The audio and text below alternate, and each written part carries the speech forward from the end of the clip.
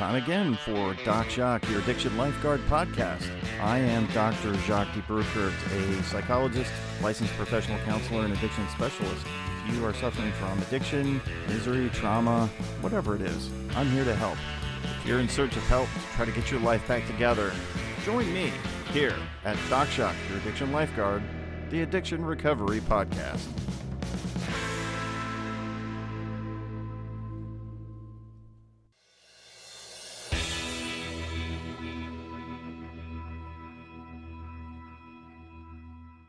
I wanted to be real clear about what this podcast is intended for. It is intended for entertainment and informational purposes, but not considered help. If you actually need real help and you're in need of help, please seek that out. If you're in dire need of help, you can go to your nearest emergency room, or you can check into a rehab center or call a counselor like me and talk about your problems and work through them. But don't rely on a podcast to be that form of help. It's not. It's just a podcast. It's for entertainment and information only. So let's keep it in that light, all right? Have a good time, learn something, and then get the real help that you need from a professional.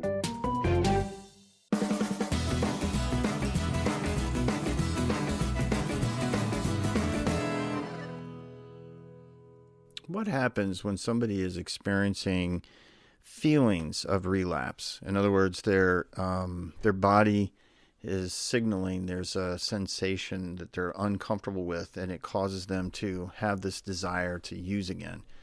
You know, we know through neuroscience that there's a connection between the intellect, the emotion, and the body.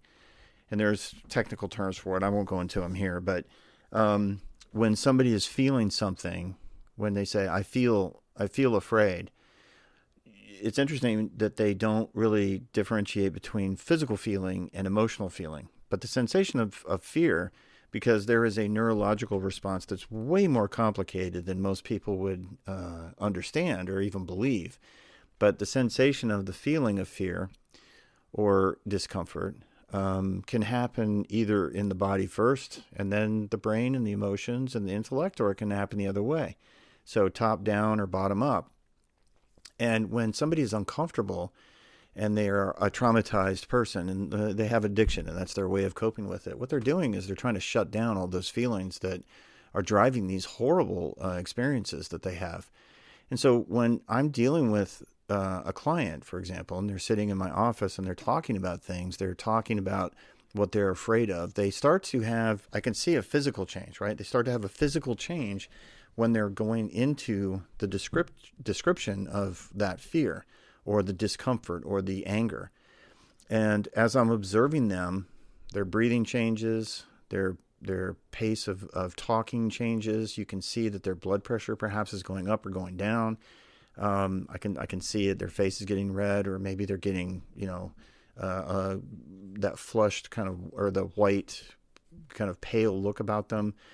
They'll shake. There's a lot of, parasympathetic activity, the shaking of the hands. They lack the ability to control their breathing. You can see muscle tension. You can see a lot of fidgeting movement. They will move sometimes towards a kind of a fetal curled position in the chair. They start to withdraw. They start to draw inward, self-hugging kind of behaviors. Sometimes they'll begin the self-soothing behaviors, the rocking in place, and that curling fetal type position they'll get into in a chair. That's a self-soothing thing. The hugging, or the movement sometimes is to dissipate that feeling. Depending on the response they have, is the fight, flight, freeze, or fawn response. They might be those movements that look like they're wanting to run away or preparing to something, right? So there's a whole lot of different responses they have. When the person is uncomfortable, and in my practice as a psychologist, what I'm doing is I'm having them work through the issues of their trauma. And so those feelings of discomfort many, many times are manifested in physically. They will lose the ability to describe what's going on in their head. So asking them and expecting responses that perhaps make sense. They're not speaking in full sentences, or they're giving just flashes of things that are in their head.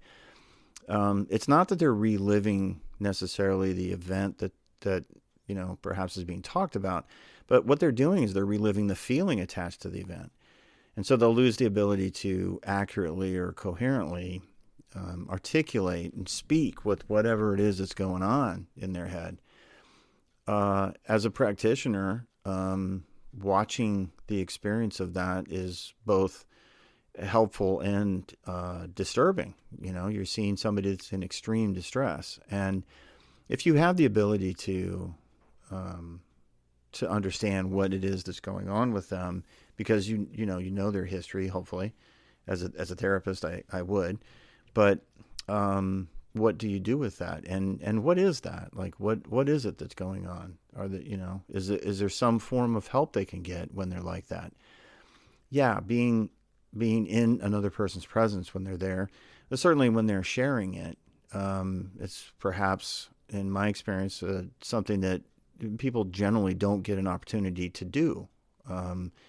And so it takes the power away from it. When we're working with combat vets, for example, the technique of the reframing and the exposure. So what they're doing is they're repeating the trauma. So they're just constantly repeating the same traumatic story over and over again, and helping the person who's suffering from that level of trauma, like in a combat situation. So you desensitize to it. You've been overly sensitized because it's in your head and it doesn't ever come out. You never put words to it. It has that level of power because of that becomes so disruptive and destructive to the person. But it's only in their head. So the exposure to it, the exposure to the story, and that's one of the techniques that can be used. But being in a person's presence and being able to express emotion that you feel when you're feeling uncomfortable, that expression of emotion. We do that with EMDR. When we're working with EMDR, eye movement processing and desensitization, what you're doing is you're allowing the person to be in that memory and then be able to put words to it. And what's interesting with EMDR is that there's not, it's not talk therapy. You're not inquiring too much into the person's understanding of what is happening. You're just asking them to describe it. And then there's a series of questions, and it's very scripted. We all, when we're doing EMDR, we're using a form. And it's the same questions about, well, what is it that bothers you about that? How do you see that? How do you see yourself? What does that mean to you? And how would you like it to be seen? How would you like to feel about that? To reframe, right? So it's a reframing process, which is, similar to the exposure therapy. You're exposing the story to the light of day and then trying to reframe it in a way that is not emotionally as damaging to you. Seeing it for what it is. That's kind of like the way I would describe it, rather than the monster that you've allowed it to turn into because you keep it bottled up inside. So trying to figure out ways to help somebody who has a high degree of trauma can be a complex and complicated process. All the addicts that I have, they all have severe trauma, and primarily in their childhood, but they all have trauma. And getting to the point where you're able to experience that in a way that's not destructive to you as the trauma victim because it's in your history, but also not let it interfere and intrude on today and damage relationships you have. The things that trauma victims have that are these points of difficulty, if you will, are the difficulty of being able to trust others. That's a huge one, and if you have a high degree of trauma in your life, trust of others when you have been abused and traumatized by other people is a very difficult one.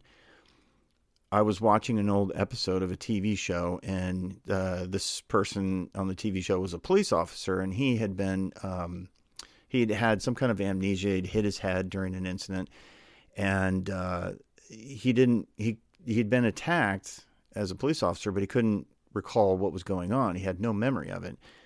And they were going back to the scene where the crime occurred that he couldn't remember.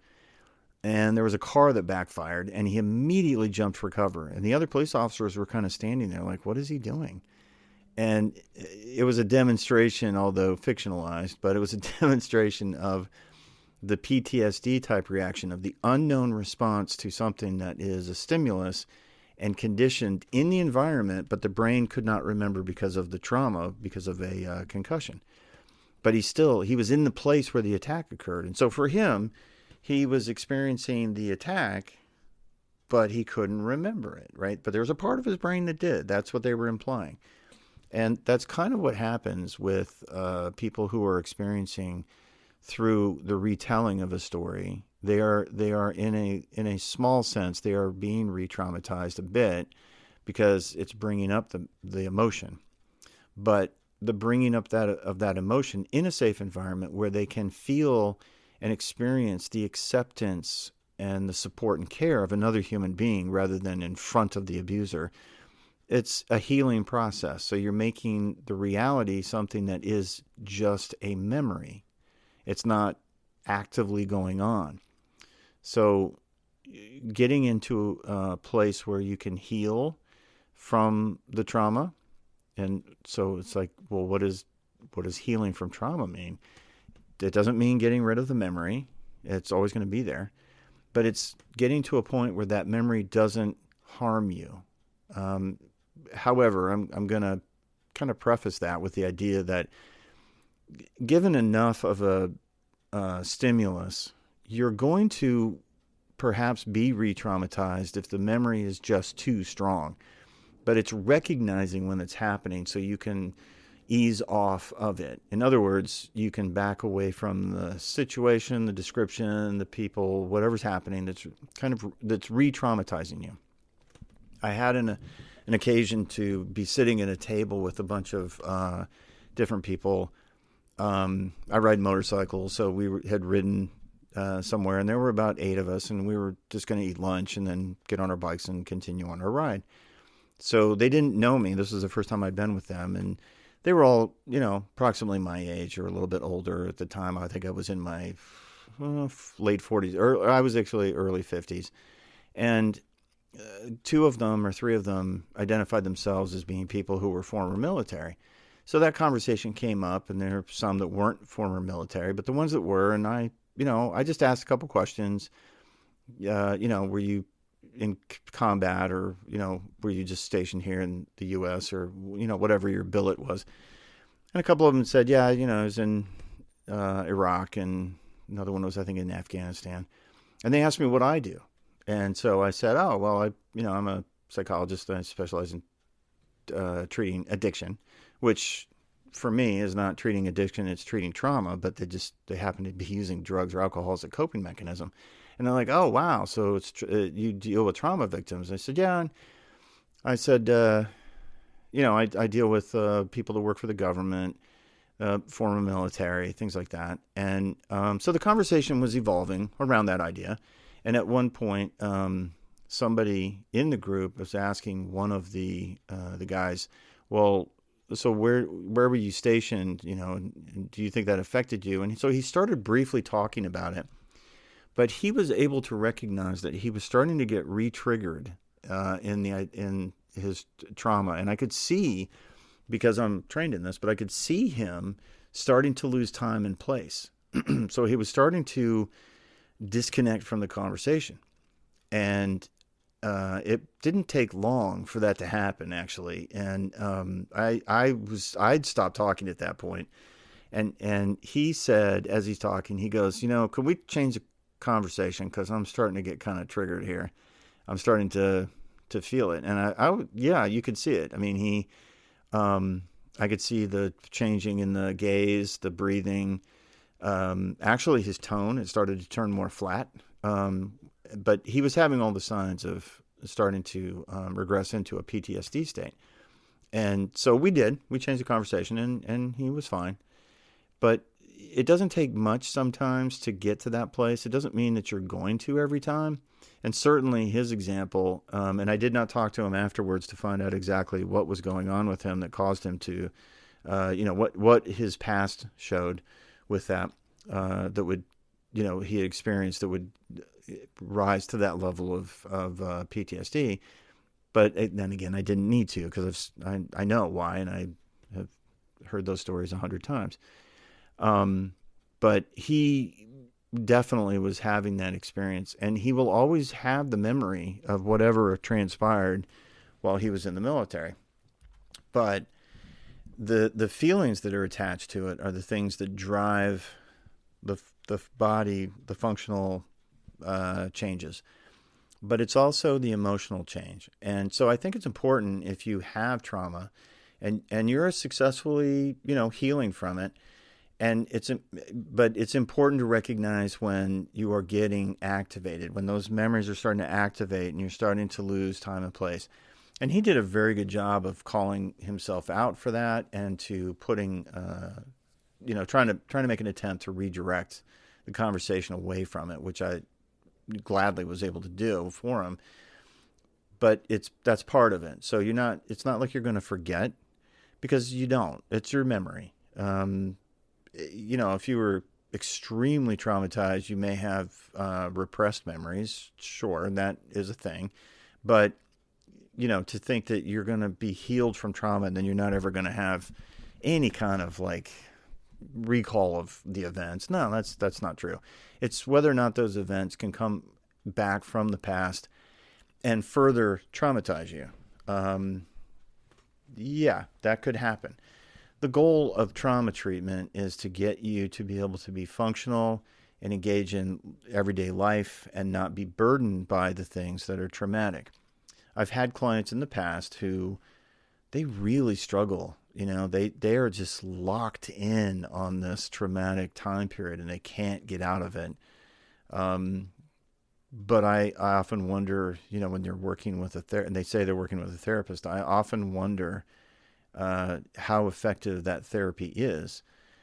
To me, it seems like that's a therapist that they're working with who perhaps doesn't really understand trauma. They understand what a traumatic event is, but they really don't know what to do with somebody who has severe trauma. They don't know how to treat it. They don't know what to do to direct it or to engage in it. And I've had people who have seen therapists who heard the client, who is now my client, describe a severe traumatic event in their childhood and just kind of note it, maybe write it on their little chart that they have in their hands and say, well, that must have been really awful for you as a kid to experience that.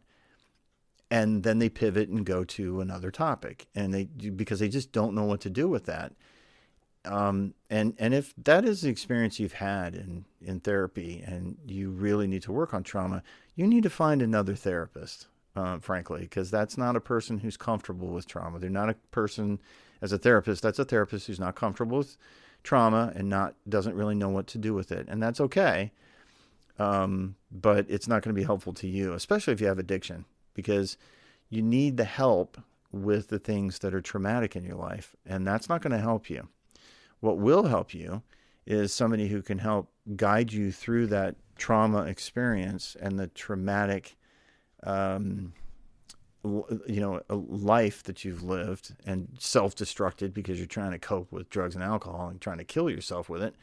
But they need to be able to guide you through to get to that place of healing. And they have to be very comfortable with somebody who is just decompensating right in front of them. They're just really falling apart right in front of them. And that's a tough thing to do, honestly. I experience it, not every day, but, multiple times a month with my clients who get to that place.